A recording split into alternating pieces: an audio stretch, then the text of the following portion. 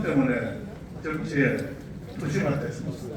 오늘날 우리나라 교육의 문제는 어떤 사람이 볼까요? 몇 가지 중요한 질문들을 갖다 보겠습니다. 우리 학교 교육은 대한민국 국민 만들기에 성공을 나타나고 있느냐? 여러분들 어떻게 생각을 합니까? 대한민국 국민을 만들고 있습니까? 아니면 대한민국 국민을 오히려 파괴하고 있습니다. 지금 우리 학교 교육은 대한민국 국민 만들기를 나타내는 것이 아니고 오히려 파괴하고 있습니다. 그 중심 세력이 바로 정교조를 비롯한 주사파들입니다. 그리고 우리 공교육은 현재 우리 학생들 학부모를 갖다 만족시키는 좋은 교육을 갖다 하고 있습니까? 이게 또 그렇지 않습니다. 그리고 미래 세대에게 기회를 주는 그런 교육을 갖다 하고 있느냐? 전혀 그것도 준비하지 못하고 있습니다. 지금 이 시대를 어떤 시대라고 부릅니까? 4차 산업혁명 시대라고 그러지 않습니까? 근데 지금 많은 선진국에서는 이미 교육 과정에 4차 산업혁명 관련한 그런 교육들이 대폭 반영되고 있음에도 불구하고 이 나라에서는 아직 그 준비를 갖다가 시작도 못하고 있습니다. 우리는 미래 세대에게 기회를 주는 것이 아니고 기회를 뺏는 그런 교육을 하고 있습니다. 마지막으로 우리 교육은 헌법 가치에 충실한 그런 교육을 하고 있느냐? 전혀 그렇지 못하고 있습니다. 정유전을 포함한 이념 교육 세력들이 이 나라 교육을 장악하고 있으면서 우리 아이들에게 오히려 헌법 가치를 갖다 부정하는 그런 교육들을 하고 있습니다. 한번 10편을 다 살살 따져보십시오. 여러분들 문화막시즘이라는 얘기 들어보셨습니까? 요즘은 문화막시즘 모르시면은 어디 가서 지식인 행사 못합니다. 여러분 공산주의자들이 공산혁명하려고 그러죠. 그죠? 자, 공산혁명이 성공한 나라가 지구상에 몇 개 나라 있습니까? 북한, 소련, 중국 요 정도 있지 않습니까? 거기에 공산혁명을 갖다 뭐라고 그럽니까? 볼셰비키 혁명이라고 부릅니다. 그런데 그러니까 무산계급들이 있던 나라에서 공산화가 성공을 했습니다. 마크스는 뭐라고 그랬습니까? 자본주의가 고도로 발달을 하게 되면 자연스럽게 사회주의 공산주의 된다고 했죠. 그런데 마크스의 예언이 성공했습니까? 안 했습니다. 오히려 자본주의가 발달을 했던 유럽에서는 공산화가 안 되지 않았습니까? 그러다 보니까 좌파들이 생각을 했어요. 왜 유럽에서는 도대체 마크스의 예언에 따르면은 사회 발전 단계에 따라 가지고 공산화가 자연스럽게 돼야 되는데 유럽은 왜 안 되느냐? 살펴보니까 이게 기독교 전통이라든지 아니면은 가족이라든지 이런 보수주의적인 전통이 너무 세다. 이거 하나씩 다 부숴버려야 된다. 라고 해가지고 문화막시즘 전략이 나온 것입니다. 그런데 이 문화막시즘이 서구에서는 이미 실패를 했다 했습니다. 미국에서는 이미 실패해가지고 퇴조하는데 한국에서는 난리났다 일본도 말로 들어가지고 그것도 교육 분야를 지금 장악을 하고 있습니다. 교육 분야에서 우리 아이들에게 우리 가족 관계를 대체시키는 것들 그리고 우리의 전통적인 가치 체제가 담겨있는 헌법을 해체시키는 것들 그리고 종교의 가르침을 다 해체시키면은 그러면은 이 사회가 혼란화되고 이 사회주의화 공산화 되기가 쉽다는 그런 전략에 따른 것이 바로 문화막시즘입니다. 근데 이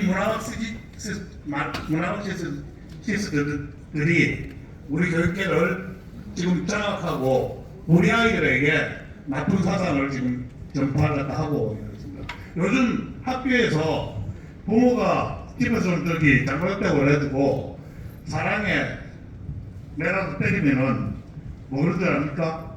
경찰 고발하고 그러지 않습니까?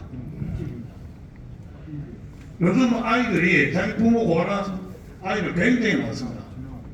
버젓이 학교 앞에다가 이 문화마크시스트들이 그것은 폭력이다.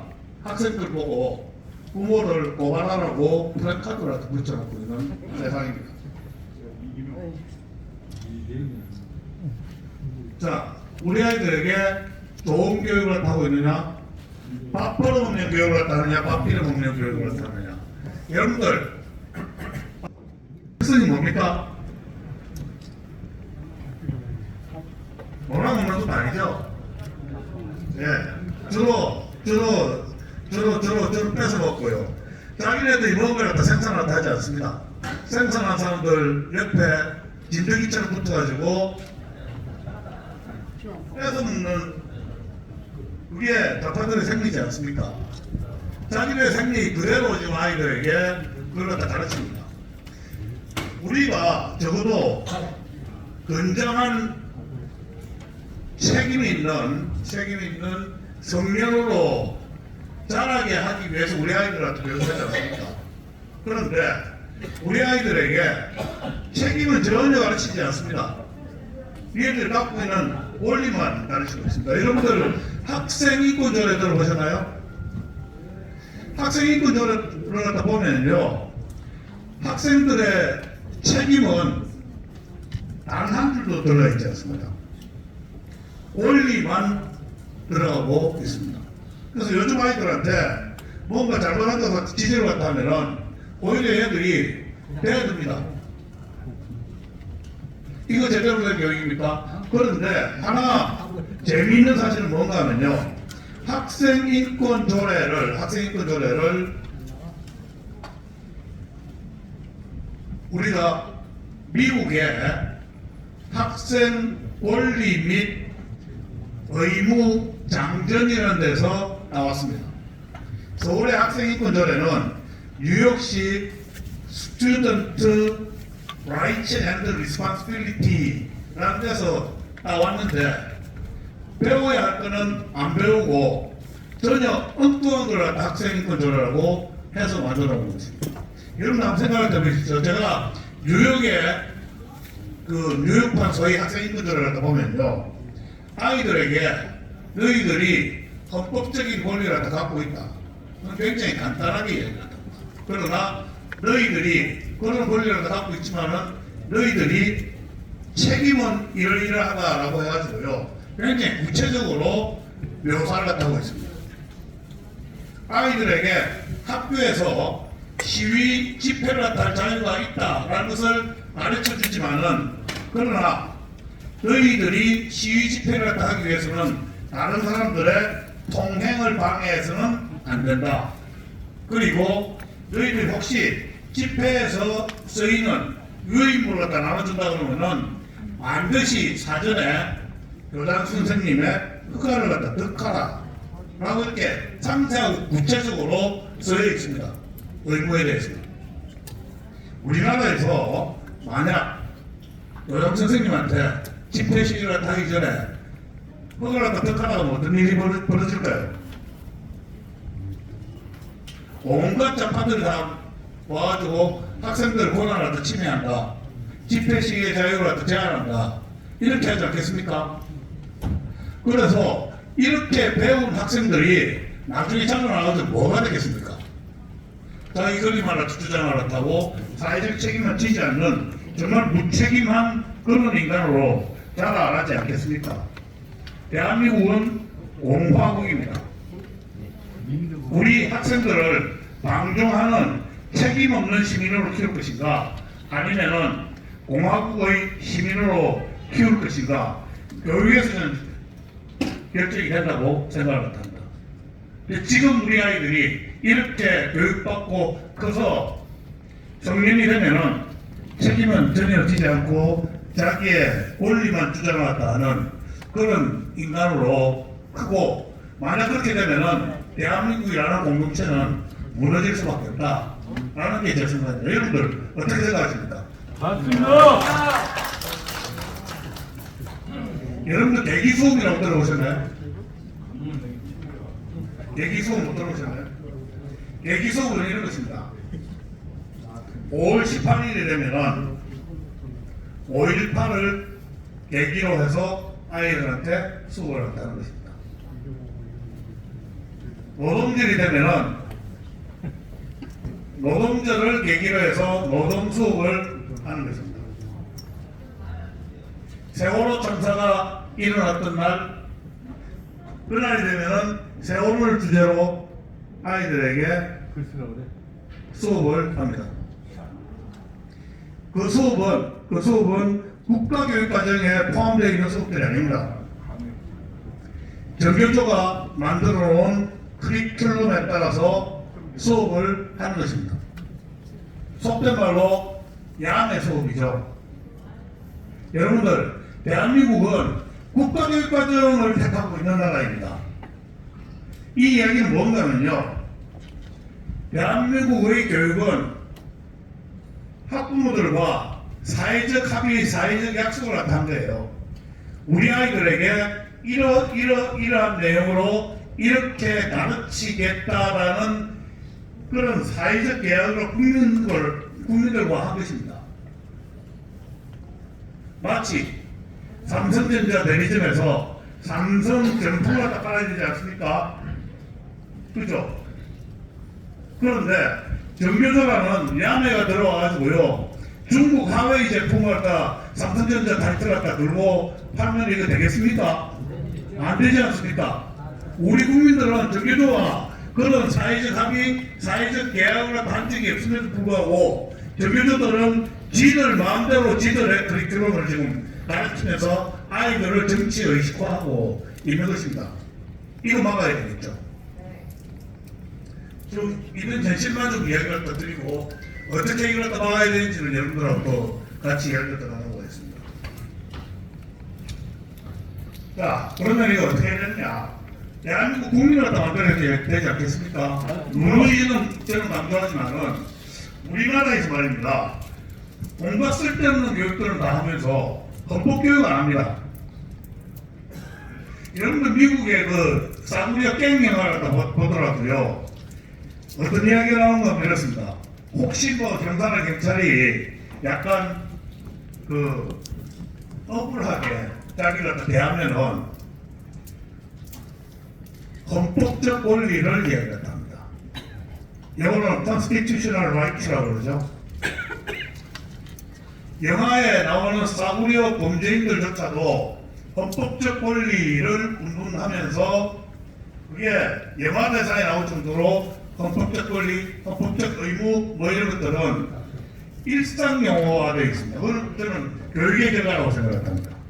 근데 대한민국에서는 헌법적 권리, 헌법적 의무 이렇게 이야기하는 사람 들어봤습니까? 별로 없어요. 안 하시잖아요. 헌법 교육이 안 돼 있기 때문에 그렇습니다.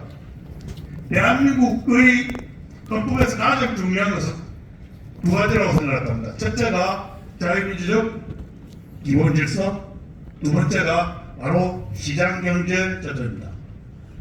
우리의 국부라고 할 수 있는 이승만 대통령이 기가 막히게, 그 당시에 누가 자유민주주의 제도를 따랐습니까? 그 당시에 누가 시장경제를 따랐습니까? 기가 막히게 우리 헌법에 이 두 가지 조항을 더 집어넣는 바람에 대한민국이라는 토대가 반석 위에 설 수가 있었던 것입니다. 그거 우리 아이들한테 가르쳐야 되지 않겠습니까? 지금 보면은 우리 아이들에게 이상한 이념을 갖다 주입하기 위해 가지고 소위 말하는 이 정파들, 주석파 세력들은 정말 안간 힘을 다 쓰고 있습니다. 온갖 이상한 책들을 갖다 내고요, 온갖 이상한 문제들을 갖다 학교에서 내고 있습니다. 자, 그런데 저는 수업 100분이 수업을 갖다 100분 하는 것이 불여 1 문제라고 생각합니다. 수능 등과 같이 중요한 시험에 전 대한민국 헌법같이 하고 관련된 부분들, 대한민국을 오늘날 위대한 나라로 만든 그런 위대한 사건들, 대한민국 정체성하고 관련된 부분은 반드시 필수적으로 출제하게 만들어야 된다고 생각합니다. 맞습니다. 그렇지 않습니까? 맞아요. 그래서 저는 수능에서 방금 이야기했던 이런 헌법 가치와 관련된 부분들, 대한민국 정체성하고 관련된 부분은 중요한 비중으로 저는 출제가 돼야 된다고 생각하고 제대로 그렇게 바꿔야 된다. 요거 하나의 해결책으로 제가 그 보관을 갖다 갖고 있는 것이고요. 두 번째가 이런 것입니다. 여러분들 좋은 교육이 뭡니까? 한번 우리 생각을 해볼까요? 저는 좋은 교육은 없다고 생각합니다. 왜 그런지 아세요? 나한테 좋다고 해도 남들이 좋지 않더라고요. 내 아이한테 좋은 교육이 다른 아이들한테 좋지 않고요. 부모들마다, 사람들마다 좋은 교육에 대한 생각들이 다 다릅니다. 그래서 그러면은 어떤 교육이 좋은 것이냐? 학생, 학부모, 지역사회가 선택하는 교육들이 좋은 교육들이죠. 근데 우리나라는 지금 학교 선택이 됐든 교육 내용의 선택이 됐든 간에 선택할 자유가 없습니다. 선택과 경쟁이 없으면 좋은 게 절대 나올 수가 없지 않습니까? 여러분들 최근 들어가지고 교육에 있어서 굉장히 의미심장한 변화가 있습니다. 여러분들 대안학교라고 들어보셨나요? 대안학교가 굉장히 많이 늘었습니다. 전국에 대안학교 몇 개 정도 될 거라고 생각하십니까? 아무 숫자나 안 불러보세요. 예? 500개, 300개. 전기까지는 안 되고요. 700몇십 개가 됩니다. 네. 그래서 이 대학교육은 뭔가 하면은 대한민국 학교 교육에 우리는 만족하지 못한다 라는 분들이 대안학교를 설립을 하고 우리 지금 공교육에 내 애를 갖다 맡겨두지 못하겠다는 부모들이 이 대안학교를 갖다 선택을 갖다 하고 있습니다. 지금 거대한 저는 변화가 생기고 있는데 대안학교에 대해 가지고 지금 사실은 거의 정부가 방치를 갖다 하고 있어요. 여러분들 우리 헌법에 보면은 교육은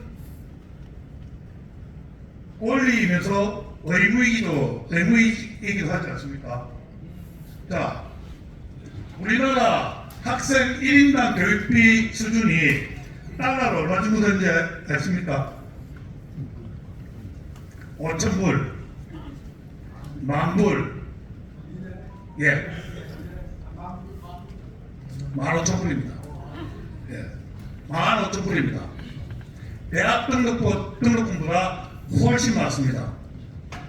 대학생 1인당 들어가는 교육비보다 유, 초, 중고 학생들 1인당 교육비 평균이 훨씬 높습니다.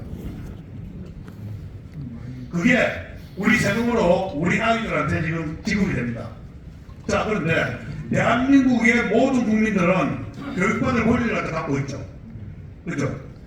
그 권리는 학교에 다니는 아이들에게만 적용되는 것은 아닙니다.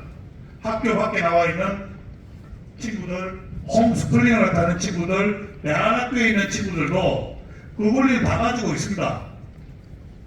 대한민국 헌법은 모든 국민은 평등하다고 하지 않습니까? 그래서 저는 대안학교와 홈스쿨링과 같은 대안교육에 있는 아이들에 대해서도 학생 1인당 교육비만큼의 지원은 이루어져야 된다고 생각합니다. 그렇게 하면은 학교 시스템과 대안학교 시스템이 경쟁을 다 하게 될 것입니다. 자, 그 다음에 경쟁력 있는 학교입니다. 여러분들 지금 보면은 우리 학생들이 너무 경쟁 많이 하고 있죠. 반면에 학교하고 선생님들은 경쟁합니까? 지금 우리 굉장히 바람직하지 못한 소모적인 경쟁을 하고 있는 겁니다. 누가 경쟁을 해야 됩니까? 학교와 교사들이 경쟁을 해야 됩니다. 그렇지 않습니까?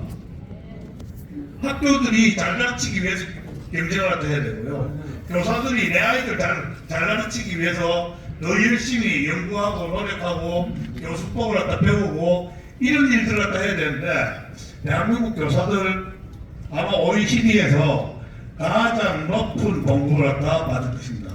전 세계에서 두 번째로 대한민국 교사의 처우 수준이 높습니다. 그런데 그 높은 처우를 갖다 받으면서 그만큼 열심히 경쟁하고 노력을 하느냐? 저는 국민기대에 굉장히 못 미친다고 생각을 하고 있습니다. 학교와 교사가 경쟁하게 해야 됩니다.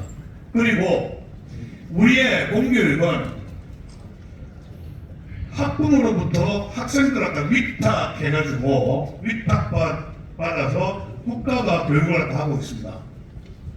그러면은 국가가 이 질 관리해야 되잖아요. 그죠? 이 질 관리를 하기 위해서는 우리 아이들 하나하나가 지금 학력 수준이 어떻게 돼야 되는지 그걸 다 알아야지 질 관리를 하죠. 그죠? 뭐가 측정이 돼야지 평가가 되고 평가가 돼야지 개선을 할 수 있지 않겠습니까? 그런데 지금 완전히 깜깜이에요. 그 이유는 뭔가 하면은 문재인 씨가 대통령 되면서 국가 수준 학업 성취도 평가 이거 옛날에는 대한민국의 전 학생들이 다 평가를 다 받았거든요. 그걸 싹 없애버렸습니다. 일부만 표집해서 평가하게 만들었습니다. 자 이제 윤 대통령으로 바뀌었죠. 그래가지고 이 표지평가를 지금 전수평가를 한다고는 합니다. 그런데 뜨뜻미지근합니다. 무슨 이야기인가 하면은 이주호 장관이 나와가지고요 원하는 학교만 하재요. 이건 국가가 우리 아이들의 학업 수준의 질을 보장하는 것을 저는 방기하는 것이라고 생각합니다. 이거는 화끈하게 해야 되는 거 아닙니까? 맞아요. 이건 의무화해야 됩니다. 지금 이렇게 미지근하게 하는 나라가 없습니다. 여러분들 저기 미국 전수평가 할까요? 안 할까요? 안 할 것 같죠? 다 합니다. 미국은 레이건 대통령 때 이 교육개혁을 시작을 하면서 법안은 부시 대통령 때 통과가 됐는데요. 한 아이도 뒤처지지 않게 한다. 이거는 No Child Left Behind라고 합니다. 약자로 NCLB법이라는 것을 만들어가지고요. 학생들 이 학업성취도 평가 미국 전체로 평가를 갖다 하게 만들고 뒤처지는 아이들이 있으면 하나하나를 개인과외를 갖다 하든 아니면 학교에 책임을 갖다 묻든지 해가지고 실력을 갖다 높이는 프로그램을 벌써 30년째 지금 하고 있습니다. 이거 반드시 해야 됩니다. 그래서 지금 뭐 이주호 장관이 원하는 학교만 참여하게 한다. 이거 안 된다. 이거는 전수조사를 의무화하는 것이 맞다는 게 제 생각입니다. 여러분 어떻게 생각하십니까?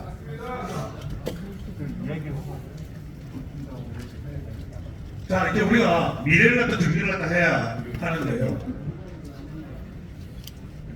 여러분들 그 앞으로의 산업 갖다 이제 4차 산업혁명 시대라고 그러지 않습니까? 4차 산업혁명 시대에서 가장 중요한 것이 바로 교육과 관련해서 저는 두 가지라고 봅니다. 하나는 개개인들이 코딩 능력을 가지고 있어야 돼요. 그리고 또 하나는 여러분들 AI라고 들어보셨죠? 인공지능을 자기가 만들지는 못한다 손치더라도 이 인공지능을 갖다 활용해가지고 무언가를 할 수 있는 능력 그거는 가지고 있어야 됩니다. 여러분들 요즘 미국 아이들 제가 이 숙제하는 걸 봤거든요. 숙제하는데 텐서플로우라고 그 구글에서 만든 인공지능 엔진이 있습니다. 그거 가지고 약간의 코딩을 해가지고 애들 숙제를 직접 해내요. 대한민국 학교에서 이런 거 하고 있다는 거 들어보셨습니까? 이미 미국에서는 그런 일들을 다 하고 있고요.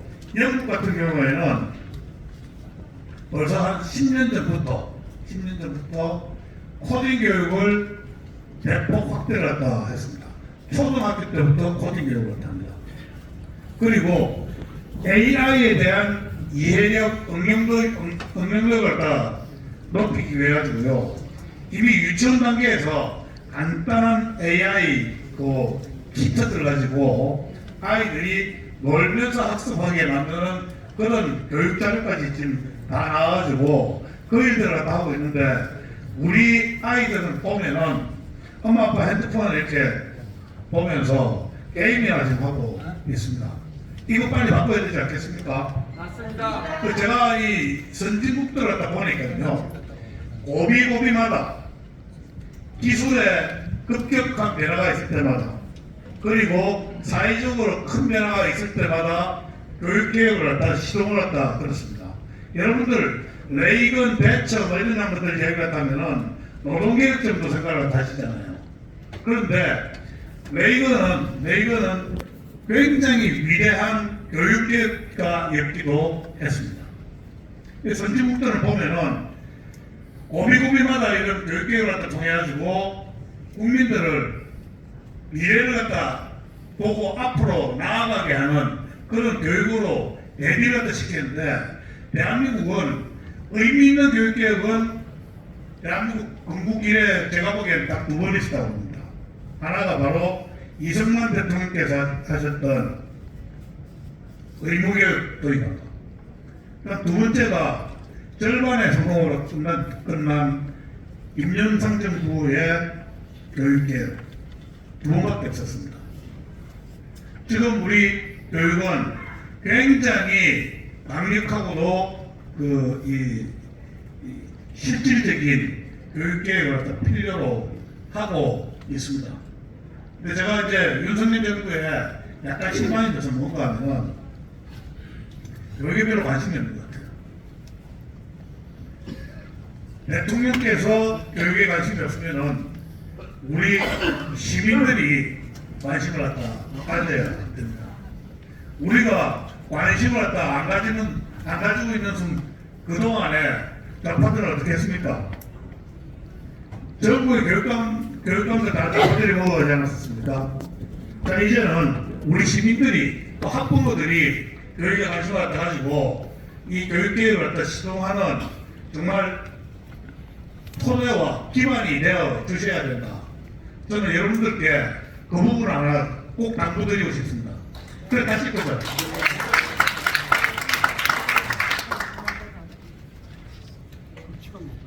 자, 이것도 그냥 넘어가도록 하겠습니다. 빨리 끝내라고 얘기를 하더라고요.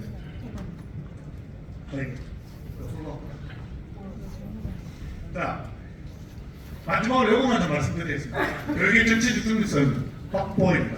우리 헌법에 보면은 교육의 정치적 중립성을 반드시 보장해야 된다고 하죠. 그러나 이게 그냥 공연부에만 거치고 있습니다. 교육법이나 교육기본법 그리고 초중등 교육법 등이 중요한 교육의 말입니다. 교사들이 교육의 정치적 중립 이거 안 지킬 경우에 대해 가지고 벌칙 조항이 없어요. 이거 벌칙 조항 반드시 이거는 넣어야 된다고 생각합니다. 자, 그 다음에 교육 관련해서 가장 힘을 갖다 쓰고 있는 이권단체가 누구입니까? 정교조잖아요.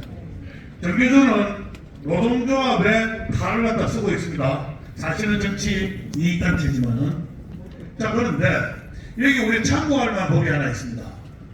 미국의 경우에 노동조합법이 있는데요.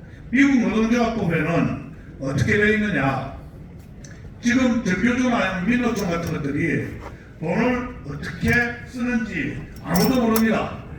그 예산이 어떻게 사용되는지. 근데 미국의 노동조합법에 따르면은 예산은 다 투명하게 공개하게 돼 있고요. 단돈 1센트 영수증이라도 영수증은 다 공시하게 되어 있습니다. 미국 레이버 유니언 액트 1955 벌써 1955년에 개정된 미 노동조합법에는 그걸 반드시 의무화하게 되어 있습니다. 그래서 저는 민노총은 뭐 지금 당장 안 된다 손치더라도 정교조만큼은 이게 공무원에 준하는 사람들의 조직이지 않습니까? 그래서 이 회계투명법을 갖다 저는 적용을 갖다 해야 된다고 생각하고요. 이거 반드시는 법제화해야 된다고 생각합니다. 언어의 흐름을 추적을 했다면은 이 사람들이 어떤 활동을 갖다 하는지 활동을 추정할 수 있지 않습니까? 근데 우리는 지금 정교조라는 이 집단이 우리 아이들 교육과 관련해가지고 어떤 활동을 갖다 하는지 시민들이 일일이 감시를 하지 못하고 있습니다. 그래서 이거 반드시 저는 법제화해야 된다. 그리고 이걸 법제화하는데 미국에 선례도 있기 때문에 사랑스러운 가진다고 생각합니다. 학교 급식 문제 이거 지금 그 급식 식당자들 지금 다들이 지금 그 장악하고 있는 거 아시죠? 자, 여러분들 그 민노총 통파한다 그러니까 그 중에 누가 지금 같이 파업도 참여하고 있습니까? 학교 급식 조리원들이 정규조 가입하면서 지금 그 합니다.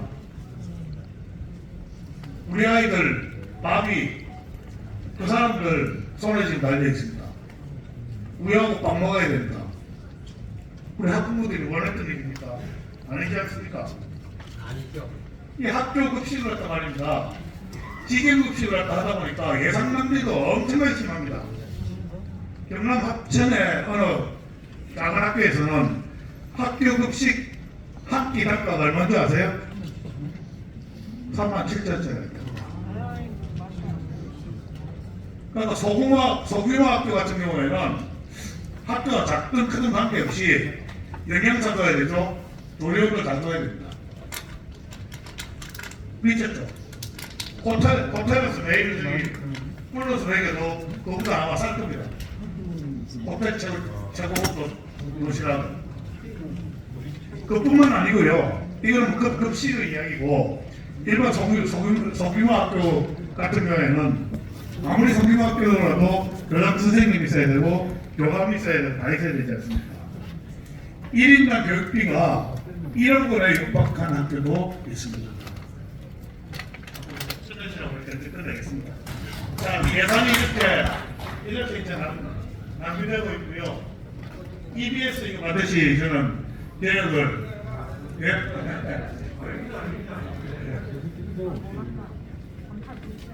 자, EBS 하나만 좀 이야기를 하겠습니다. EBS가 지난 추석에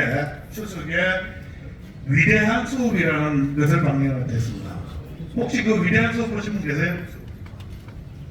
그러니까 명분은 뭐였는가 하면은 세계의 석학으로부터 수업을 갖다 듣는 방식이었습니다. 20분짜리로 해가지고 어떤 사람은 5번 나와서 하고 어떤 사람은 3번 나와서 하고 했습니다. 그 1바타 강사가 누구였는가 하면 주디스 버틀러라는 사람입니다. 이 사람이 누구냐? 레즈비언이에요. 그리고 굉장히 극단적인 젠더 페미니스트입니다. 뭘 주장을 하느냐? 조기 성애를 주장을 하고요. 근친 상담도 법적으로 문제없다라고 주장을 하는 인간입니다. 도대체 이런 사람이 EBS에서 위대한 수업이라는 이름으로 제일 첫 바다로 강연을 하게 만드는 게 이게 말이 됩니까? 자, EBS나 TBS나 다 마찬가지로 생각합니다. 서울의 교통방송 제대로 안 하고 있지 않습니까? EBS도 지금 저기 교육 방송이 아닐 것 같아요. 자, 이제는 이것도 계획을 어떻게 합니까? EBS를 이제는 없애자고 주장한다는 사람입니다. 예. 이것은 온라인 무크 강의 중심에 플랫폼 이 강의처로 만드는 것이 EBS전 개혁 방향이라고 생각합니다.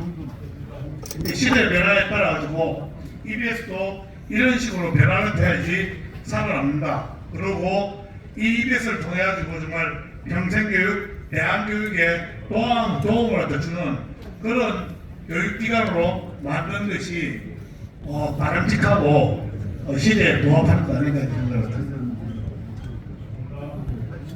지방교육교부금 한번 보여줍시다.